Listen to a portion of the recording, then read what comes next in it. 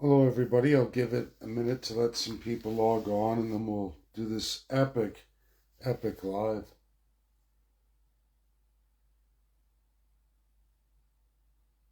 Analysis is in. It's an incredible thing. It's amazing, truly.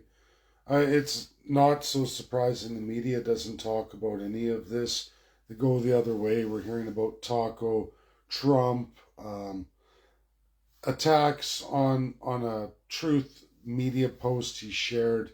We're going to talk a little bit about that in just a few seconds as I give it that time. It's big. Okay, I see people are coming on. Okay, I'm going to do this. Just going to minimize. It's also good to get the fingernail when you do these. It's sad that this won't last more than 30 days, but it's what it is. So, hello everybody. I think actually I'm going to check. I might have not got high enough. Yeah, we'll go like that. Okay, hello everybody. I want to do this live. I'm sorry I didn't make it this morning. I'm on a pretty good diet. I stay faithful to it.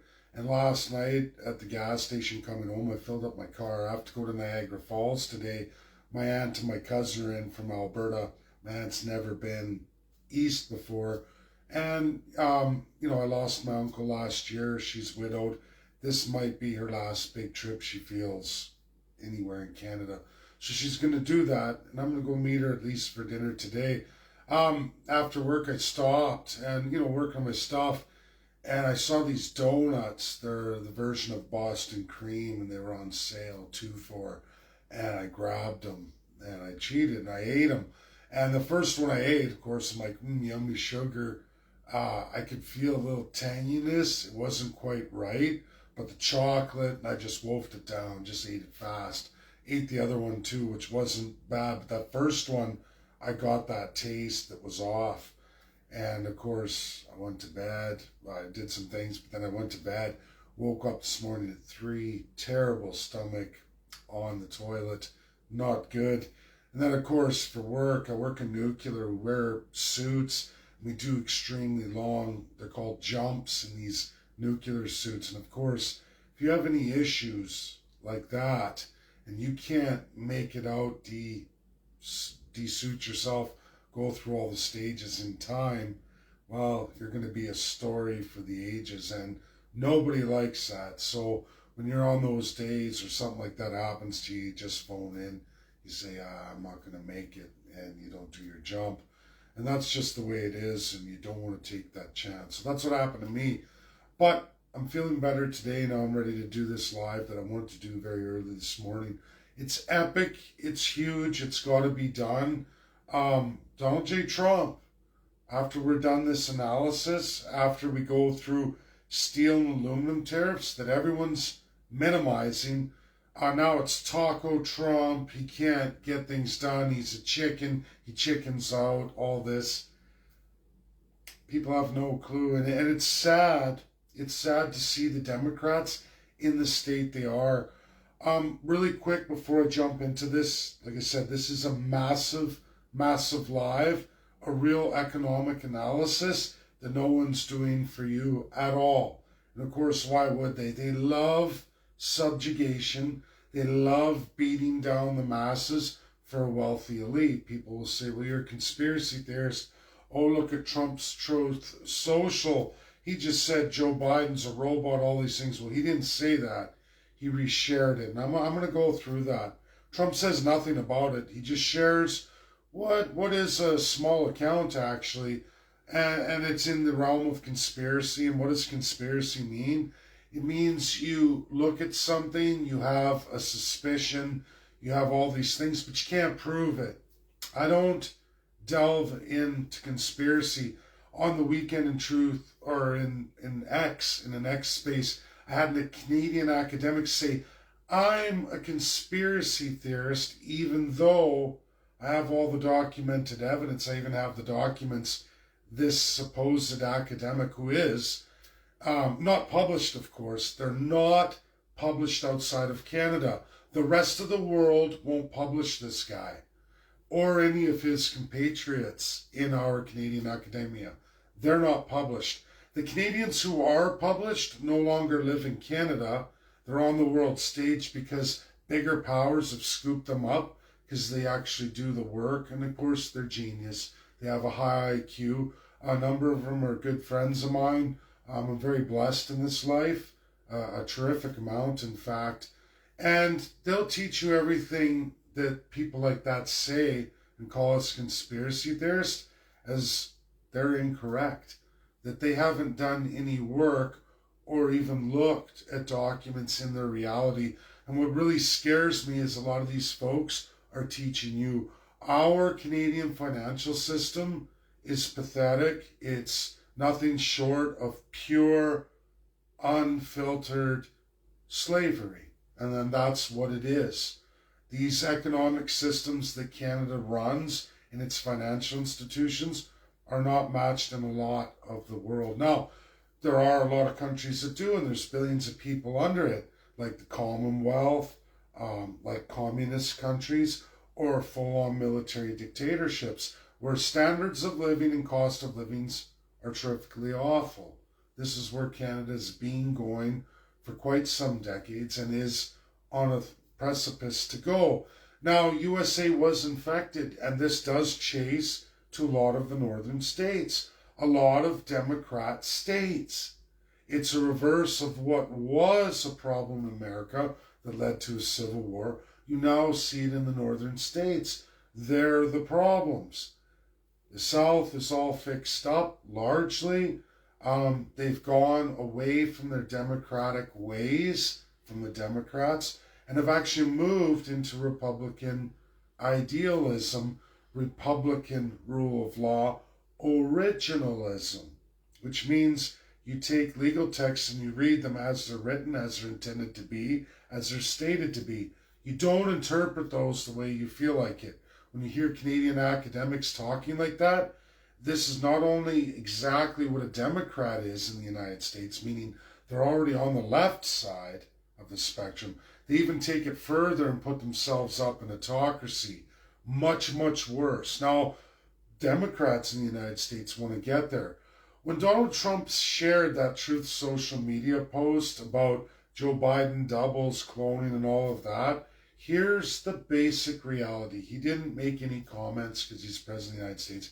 He just shared it in this fashion, everybody. And he gives you a peace sign. He's much younger, got the open shirt, and he goes, peace. Because here it is. Joe Biden, 2020, all of a sudden, you don't see the guy. He's locked away, wearing masks. You can't see his face. He wore the large masks. It was suspected, not provable, that doubles for Joe Biden were being used, and they're used all the time. Presidents use them all the time for security purposes, for double convoys, if there's threats, happens all the time. The left media, sharing it rapidly, is saying, oh, it's normal for presidents not to get prostate checkups. Look at American males over the age of 70. It's evasive. It's not a good idea. But you're president of the free world.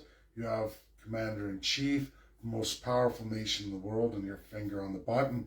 They do all these mental and physical tests to make sure you're physically, mentally fit to be president. So when you look at all our recent presidents, going back to the last 4 outside of Joe Biden, so Donald Trump, Joe Biden, Donald Trump, Barack Obama, the Bushes, we go on and on. We can go all the way to Clinton. And when you look at their medical records, they all entirely were screened, including Donald J. Trump in April, for prostate cancer, right? They all took those physicals to make sure everything was good. And Donald J. Trump is well into his 70s now. So, right? Joe Biden, the only president not to do it, not to go through it. Is it because possibly they already knew it was an earlier stage and that the idea of him stepping aside and all of that when he couldn't do his presidency, we all saw the weakness, the frailty. He's in and out of it. One time you see him without a mask, he can barely get a sentence out. Another time, all of a sudden, he's energized, he's going, he's great. That looks to me like somebody's hiding something. I think everybody saw that. There's something wrong with Joe Biden. There's issues with his look is different, his height is different, all of that. And while I'm not going to get into the realm of robots or cloning, human cloning, or the rest of it, as was shared, the reality is something was very wrong. It wouldn't surmise or surpass me that things were known about his health and it was swept aside in order to complete an agenda. And I think we can all agree to that much. Can't prove anything, but we can prove this much, that something was very wrong all the way through Joe Biden. Narratives in COVID-19, completely wrong, completely absurd. It wasn't just America, it was the whole world. But something was very wrong with Joe Biden. We all saw it. You'd be deluded not to see it. The media did their best to hide all of it because the truth isn't important, even though that's the primary function of the media, right? Truth reporting, news for the people, and even their gift in amendments in the United States Constitution, freedom of expression and speech. Where does that say freedom to lie, cheat, and steal? That is a function of monarchical systems. Which brings me now, everybody, to this post. It's epic, it's huge. Donald J. Trump is a genius, and what I'm going to go through with you has to be shared. It's unbelievable, it's epic, it's large scale. America's never, ever going to be the same. You're going to see histories between what Trump did during the last presidency, what Joe Biden and the Democrats took over and continued with, and what Donald J. Trump is transitioning right back into as though he had won the election in 2020. He's going right back to it. Now, Americans are kind of lost because of media and narratives, because of globalism, because of this pounding on Donald J. Trump, his one big, beautiful bill. Tariffs, they want to tear that away. They can't. I promise you that. They will not win. Doesn't matter what kind of interpretive justice you bring or paid off for corrupt justice at a state or a federal lower level. They're not going to win an appeal. They're definitely not going to win in the Supreme Court. Hands down, this is precedent in the common law. This has already been won by both Democrat and Republican presidents, and the highest laws of the land are articulated very well in the Constitution of the United States. An amendment procedure completed between 1787 and 1790. Game over. That power is of the president, and he wins. And as you are going to see, we're going to go through that entirely. Aluminum and steel tariffs, this 50%. The idea of taco and Trump the chicken, you don't know anything. And for Canadians, you were given a beautiful gift. This transition we're about to go through, this will be the end of 51st State if we continue on the path we're going. We allow our crown to continue the lies, the bullshit, the media propaganda, all for an elite, all for the wealth of a few over the many who don't effectually bring anything forward to create wealth. They transfer wealth. Think about that. Think about that. It's horrific. It's horrible. More than that, we're going to get into this concept of World War III. As I'm going to roll out Trump's tariffs and what I talk about here in this presentation, I'm going to show you that absolutely America knows there's not going to be a World War III. They're not even planning that way. They're not going to be involved in Russia and Ukraine during the entirety of the Trump administration. You're going to see why. Why would you? Why would you? I'm going to show you what is Russia, what Russia has done, what Russia is going to continue to do, and no one's going to beat it out of them unless you want to go to war. And I promise you, Canadians, it's not going to be America. This presentation is going to dispel all of that, and then we're going to get into where Russia stands. And then it's left up to countries like Canada, the Commonwealth, and the European Union. Now, maybe they will want to, but they would lose against Russia. Without the United States of America, they're all going to lose. And as you're going to see, USA's not going that way. Now, people are trying to get that narrative. They want their commodity levels raised high. They want all this revenue, all these greasy, seedy politicians. But we're going to show you what kind of president Donald J. Trump really is and how much he truly loves America and what he has designed that's now right in focus, especially with these tariffs. It's monumental. And without further ado, we're going to hit that. Thank you.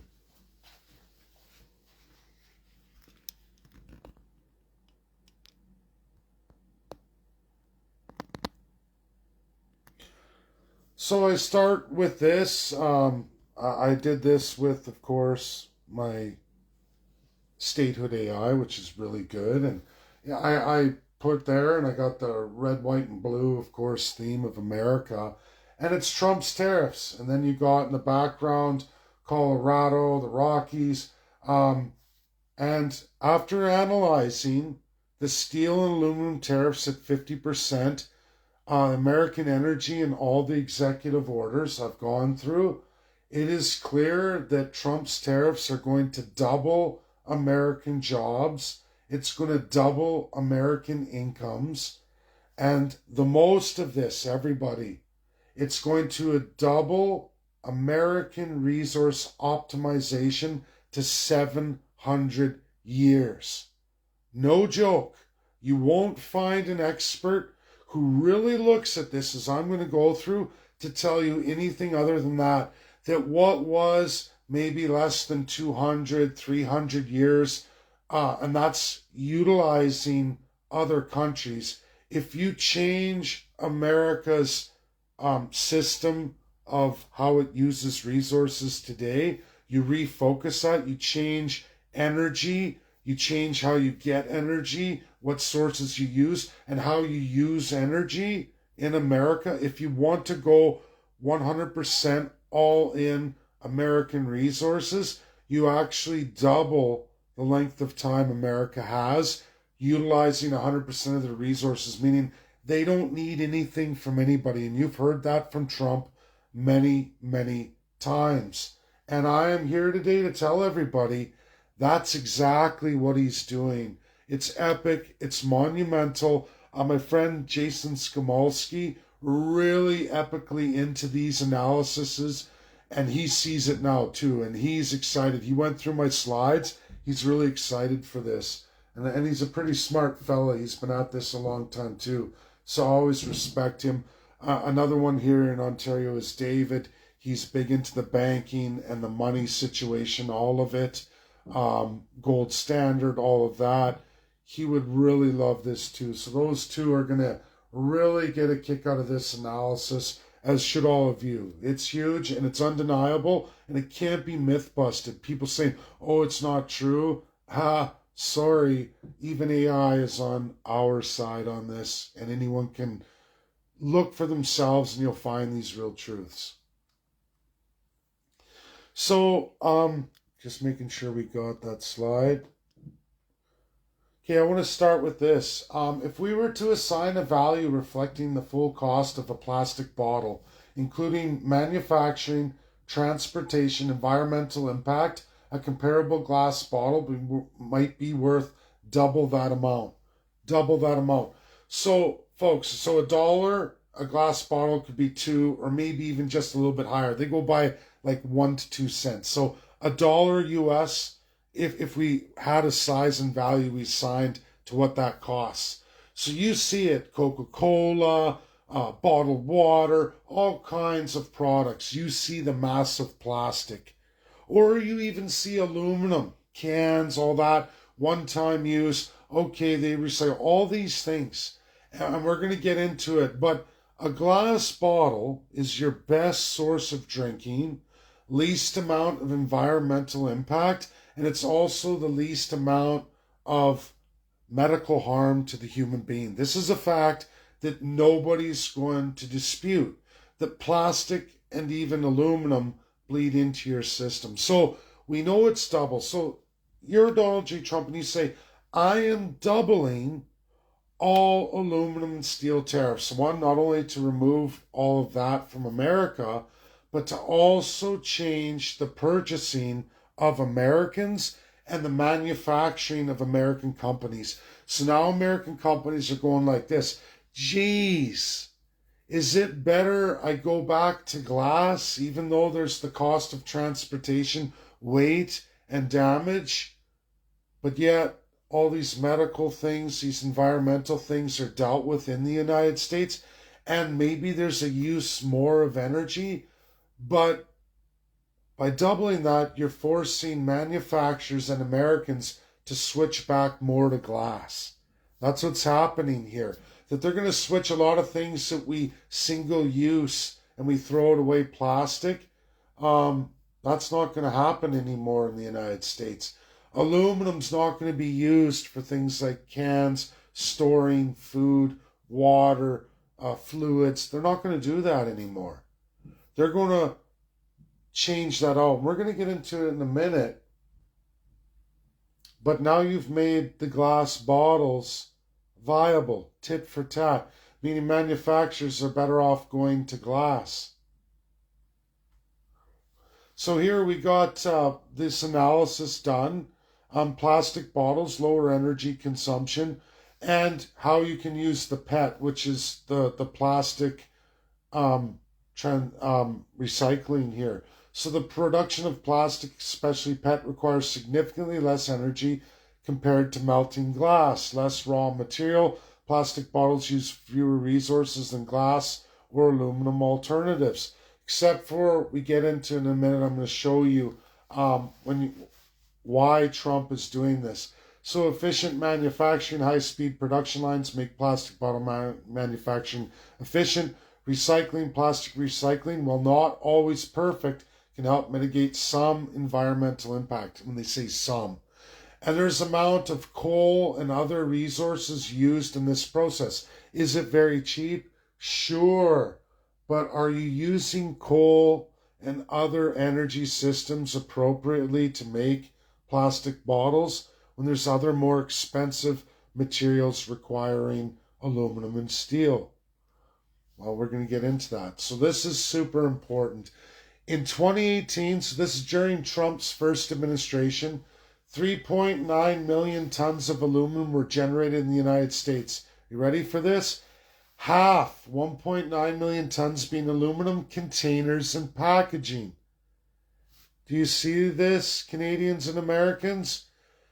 And it's continued on like this, and in fact, it's gotten worse, right? But half of all the aluminum the United States uses is for aluminum containers and packaging, not final products, right? Look, beverage and soft drink cans, which represents 50.4% of the recycled aluminum. The amount of energy waste, coal, all this energy into aluminum, when wouldn't it be better to take all of that out of there and put it into automotive, tooling, building, manufacturing, parts, equipment, right? Planes, aerospace, technology of the future, not commodities that aren't worth nothing. You're wasting half of it on people's need to drink pop and juices, and they use it once.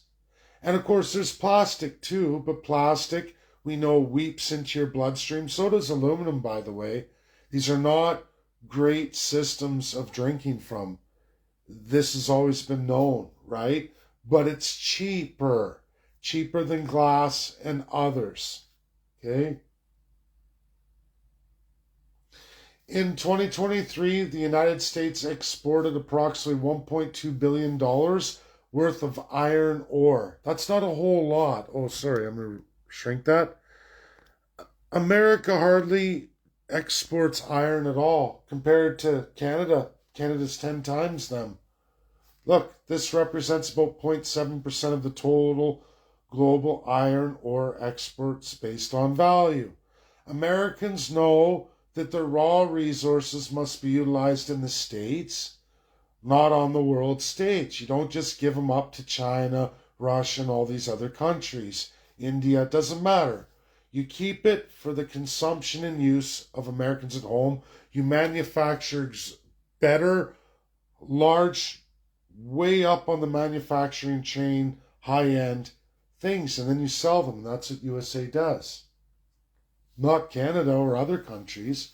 Iron ore was one of the third highest valued metals mined in the United States after gold and copper. Iron ore was mined from 9 active mines. We get into the states of those. Of the iron ore mined in northern Minnesota's Mississauga range, net exports minus imports were 3.9 million tons. U.S. ore made up 2.5% of the total mined worldwide in 2015. Employment in 2014 was 5,700 in iron mines and iron ore treatment plants. And again, this is throughout the other states, not the USA, not the world stage. 2023, the United States exported just under, now this is important, 8.9 million metric tons of semi-finished and finished steel products, meaning no ore, no nothing. They take all their systems, they build products, finished tertiary products manufactured, and then they sell them. 10 times the rate they do ore. Ore isn't even an issue here for the United States. That's what USA does. In 2021, the U.S. iron and steel industry, this is important, indirectly employed around 143,000 people. This figure includes both steel mill workers and those involved in steel product manufacturing. Steel mills themselves directly employed approximately 78,900 workers. The steel product manufacturing segment employed 52,500 workers. Okay, so we put all this in. What you're solving for, the increase in U.S. jobs in semi-finished steel products if the USA produced 100% of its own iron.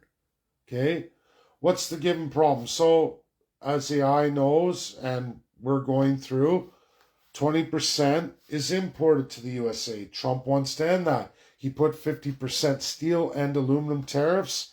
He wants to transition key components of the economy into where they should be higher products, not cheap, crappy products. They want the higher products, the better jobs. So, what's the given problem? Expanding domestic steel production to match domestic consumption would create as many as 87,000 new jobs. That's what the tariffs do. It absolutely ends the steel and aluminum industry in Canada. We can say goodbye to that. Canadians, I'm going to blow this up. You will be buying American steel and American aluminum because you won't be able to compete with this. The USA is a huge steel producer, supplying 70 to 90% of its steel consumption. In 2023, about 20% of steel used in the USA was imported. Of that, half came from Canada. So for Canada, that 10% market share is why we have steel for the things we need in Canada. Because if you take away that 10%, which is 90% of where our steel goes, we only use 10% of our own steel. So think about that. We lose that 10% of that 1/5 of that market available, which we are. Canada isn't going to be producing anything. So all these concepts that the premiers and Mark Carney are telling you are not going to be possible in probably less than a year. All those companies are going to be announcing we're finished. Now, Canadians, you can subsidize them to the tune of $50 to $70 billion a year to keep them open because that's what you're generating. Aluminum, steel, all sources, most of which, again, is the United States of America. You lose that, you're game over. You're going to be an importer of steel and aluminum at whatever prices USA sets. And of course, that makes us now their number one competitor, right? We're not their customer, we're their competitor, right? Because on energy and everything else. So the problem states expanding domestic steel production to match consumption would create as many as 87,000 new jobs. This means that if USA produced 100% of its own iron, there would be 87 new jobs in semi-finished steel products. Massive increase in GDP for at least 3 states of the Union. 3 states are going to have a massive influx on high-paying job. This is people, skilled trades you're going to be making, and of course that's at the expense. Half of those jobs are at the expense. So we're looking at a loss of 43,500 jobs in Canada in steel and aluminum over the next year. That's what we're looking at. That's what we're looking at. Anyone not telling you this is a liar. This is why Donald Trump said, listen, it would be better if you just became the 51st state. That's why he told you that. That's why he's been hammering on it, because of these kinds of actions. And people are calling him Taco. If you're a Canadian, you're participating in that, you are an incredible ignoramus, stupidus maximus. I'm sorry. But this Carney crap, this liberal crap, this conservative crap, this Canadian academic crap, this Canadian media crap, how do they not do these analysis? How could you not get this right and showcase, say, listen guys, we really got to take this serious. This is epic.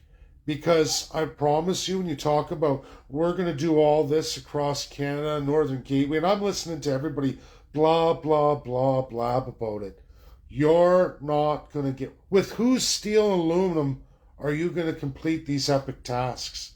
Let alone with what plastics are you going to utilize to create these new industries of the future encompassing right across Canada, a much larger scale than America has to do, with 10 times your population and capacity and financial capacity. We're living in a lie, an epic lie. Like I said, do the math on how many jobs you're going to lose off of this analysis. So, USA produces approximately 81.4 metric tons of crude steel annually. This makes USA the leading steel producer in the USMCA region, according to Statista. The American Iron and Steel Institute reports in 2023, USA raw steel production was 89.7 million metric tons. Okay? It would take the USA roughly 714 years to consume their 75,000 million tons of iron ore if they produced 105 million tons of iron per year, meaning they cut you out, Canada, and everybody else, which is what they're doing. So they still, if they do that, they have 714 years. Now, a lot of people said, that's not possible. America doesn't have the energy or the capacity to make that steel. They need a special coal, right? Metallurgical coal, in fact, specifically. While the total recoverable reserves include all types of coal, metallurgical coal, known as met coal, is a high-grade coal used in steel production.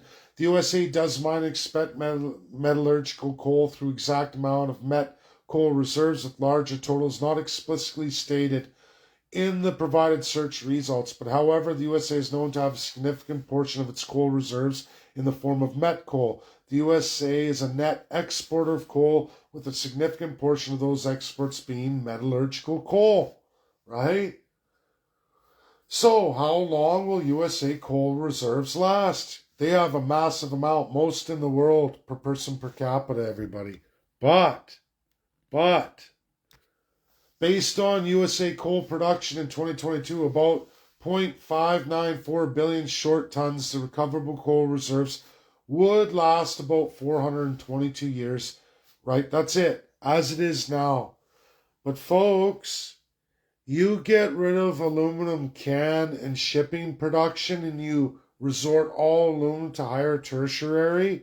You don't import any. You now can restrict your met coal in that respect. You've doubled it. You've doubled it. If you use only met coal in that 105 capacity, which is way more than what they use right now, they now have doubled. They're at 700 years building steel. They've went from half that to double that. Look at this. Yes, the United States could potentially, and what did Trump, so this is nuclear. So to transition, how would they deal with glass and these super plastics, these polyfiber plastics? How would they have the energy to do that? Yes, the United States could potentially use nuclear power to transition away from coal in the steel production process, and this would lead to doubled steel production and extended coal iron reserves. This transition would involve using nuclear power to generate electricity and process heat for steel making. This is electrolysis, potentially doubling steel production, extending coal reserves up to 700 years. This gives them their natural gas. This gives them their synthetics. This gives them everything they need. This is why Donald J. Trump is putting in the 50% tariffs, and he just announced the massive nuclear expansion of $1.7 trillion. Any idiot who isn't looking at this as it really is and can't see that USA just moved from a limited capacity to not only 100% capacity, they've also doubled and extended their coal reserve years, especially met coal, to 700. This was unthinkable 10 years ago. No one would have this. This is your current sitting president, Donald J. Trump, a pure genius. Nothing short of a pure genius. He's doubled American sovereignty and security for the next 700 years if he completes all of these things, which he has already. And if he wins in court, this is where America goes. From less than 300, and arguably that's with imports. But if he makes this transition, expands the nuclear, he's doubled security for America in the neighborhood of 700 years. Something thought impossible couldn't be done. And I can tell you, all manufacturers will make this transition. We're going to get into more, and I'll show you why. This one is big.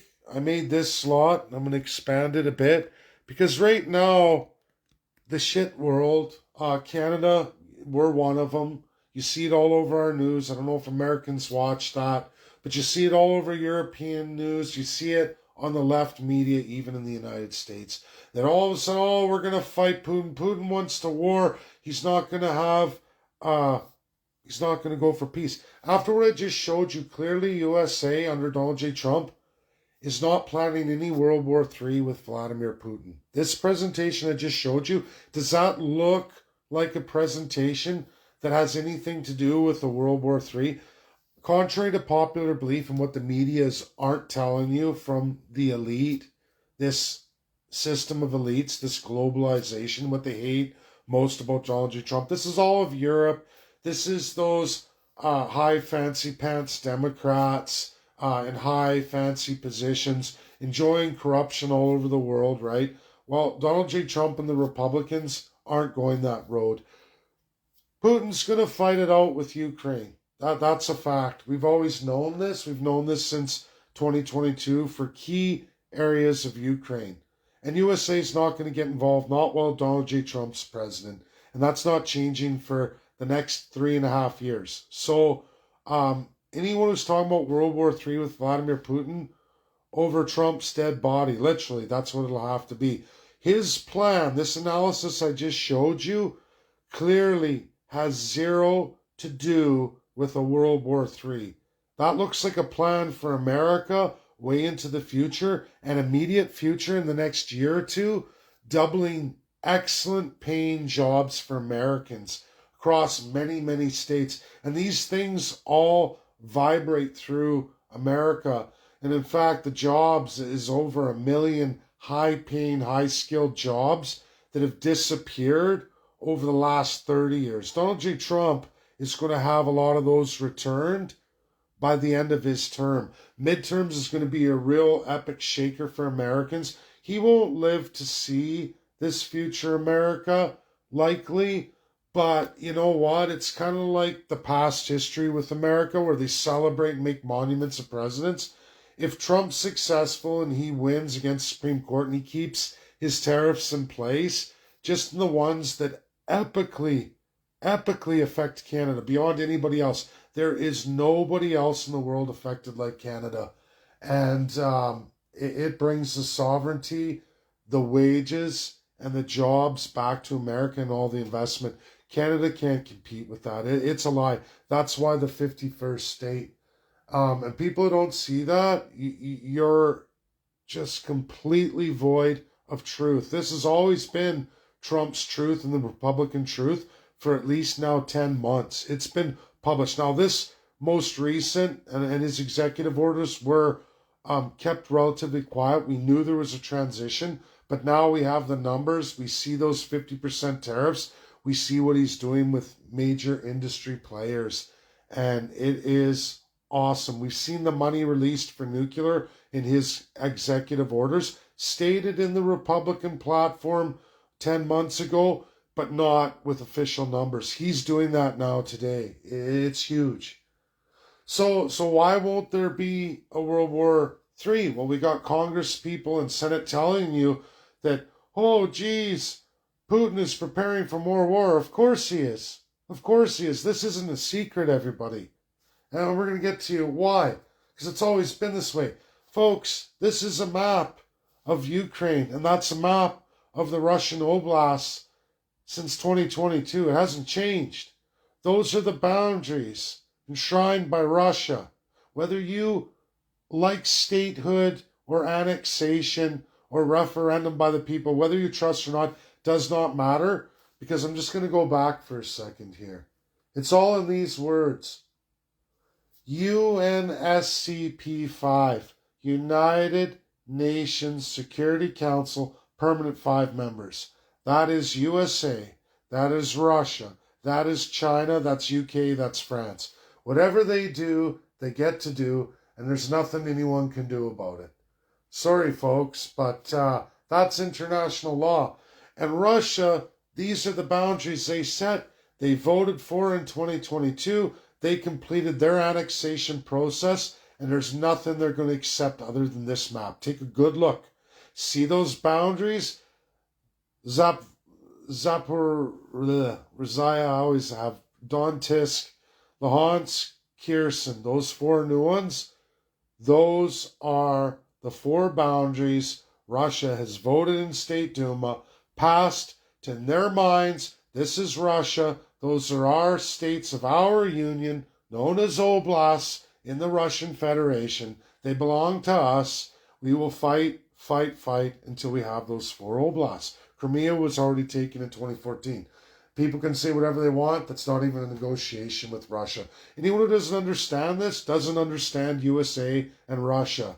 And they will never give it up. This is their starting point of any negotiation with Ukraine, USA, or anybody else. Anyone telling you anything other than this is lying to you. Those are the boundaries. Where is Russia now at today? Look, 2 of those oblasts with the outside 2 overlapped, but there's the territory circled with red arrows pointing to it. See the big sections of white? That's what Russia is fighting to finish off.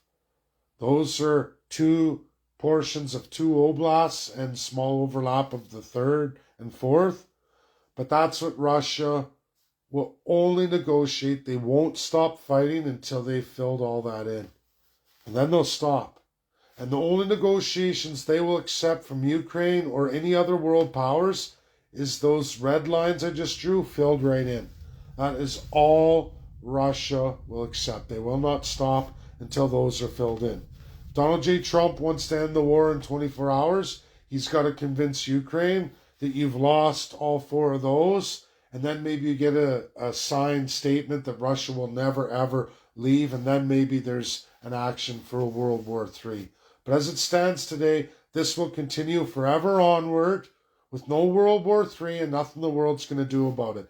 And at least until Donald J. Trump has finished his presidency. He's never going to go anywhere further than this. Anyone telling you anything other is lying to you. This has always been the truth since 2022. Those areas, Russia says are theirs, and they won't stop fighting until their oblasts are finalized. This is the beginning of the negotiation. That's my video. So folks, this is Trump's tariffs as it really is. Again, it will double American jobs. It will double American incomes from where they are now in massive industries. This is massive tertiary manufacturing, yes, in production of resources, by getting rid of all outside resources. And for Canadians, you best have a good look, because you're expanding, and your idea of making this across Canada system within your monarchy as a direct threat to the United States, as a direct competitor. They see you coming 10 million miles away. They told you, if you're not a state of the union, they're going to destroy you. Right there, there's Turtle Island. There's an American family. Trump would certainly love to have the cherished 51st state, but he will be America first, which means you in third world status. This has been told to everybody since December 2nd, 2024. And true to his word, he has not stopped. He continues on, and Americans are making this transition whether we like it or not. And if you're not in it, you're not going to win it. You're going to lose. If you want to be that competitor, that means as Canadians, we're going to be signed off with China or other powers that are definitely not Europe. Europe won't take us. And no matter what any Canadian tells you, the European Union is not going to take Canada for anything other than a promise as cannon fodder in a Ukrainian war. Will we get to ship our resources, our products to European Union? The answer is no. We'll never get a trade deal. We'll get vetoed, as we always are and always have been. Why? Because we're North America. We're not European Union. We're not in that circle of countries that altogether, 28 states, are still smaller than the Chinese economy and much smaller than the American economy. Think about that. And it amazes me that Canadians can't see this, that the tail of the tape shows you. Americans are in your face now. Your media won't tell you. They tell you what the politicians want you to hear because you're slaves. They don't want you to know this truth. Any real economist, any geopolitical scientist would easily get this analysis if they wanted to show you, but they don't. Any media company should easily be able to ascertain this. It doesn't take people of high IQ here. This is reality. This is what he's presented. This is what it changes. This is what the effects are. I don't see any negative effects for America. I see massive negative effects for Canada. When USA, since everybody, 1848, has been our only fair trading partner. Everybody else has exploited us. Ontario and Quebec wanted to join those 13 colonies. They did.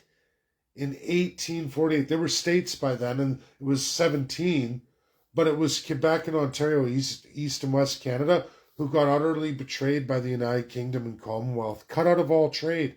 That's why we trade predominantly to the United States, not because of any other reason. Everybody says, oh, it's because of our border. No, we were enemies at one time because we were British North America. But when UK did a number on us, when the empires did a number on this British North America, we had to go to our southern neighbors for help, for trade, because we were suffering. And they took us in. But those days are over. USA can't afford anymore. They're saying, listen, join us officially. We've had a great relationship for all these years. We can't carry you anymore. And you've been going back to the empires and you're getting corrupted again by it. So now you can go back to them and learn your lesson the hard way. You can become a third world country, just like Ontario and Quebec, as they were, learned in 1848. They learned that. And then Canada made a bunch of promises. This new Canada, with all these new great laws, was going to make everything terrific. They even conned Newfoundland after they supposedly got rid of the crown in 52. They brought it back. And unfortunately, Newfoundland was tricked and then captured. It's always been a lie. Canada is an epic lie. And people will lie to you about it over and over and over again. Well, America's a straight shooter. Donald J. Trump and his Republicans are straight shooters. This is what we're doing. Check out his big, beautiful bill. It's incredible. There's a whole bunch of myth on that too. That'll be my next video. But this one's huge. This 50% tariff on steel aluminum destroys Canada and makes Canada uncompetitive. Canada won't even be able to produce its own metals in many, many industries, meaning they're going to have to rely on the United States because Europe's not going to come help you. They'll exploit your ores for pennies on the dollar. You'll be lucky if you get a job because they're going to want their own labor. That's what's going on right now in Canada. Canadians know this. They know that they're always being borrowed against. They know the financial and tax system's against them. Life's only got extremely unaffordable. Many times worse in the United States. Well, USA is making everything better, and you're getting worse. They get stronger, you get weaker. And Donald Trump says, hey, I love Canadians, even Mexico, Canada, Mexico. We can't continue on like this. So join us. 51st state, 52nd state, we're even go after Greenland. We want that Turtle Mountain. It's right there for y'all. There's his globe, there's his map. That's what he would love to do, but it's up to all of you. They don't make you do anything. But he's prepared America first to financially destroy you, and he is winning, and he's going to win. And that Supreme Court is going to back him up.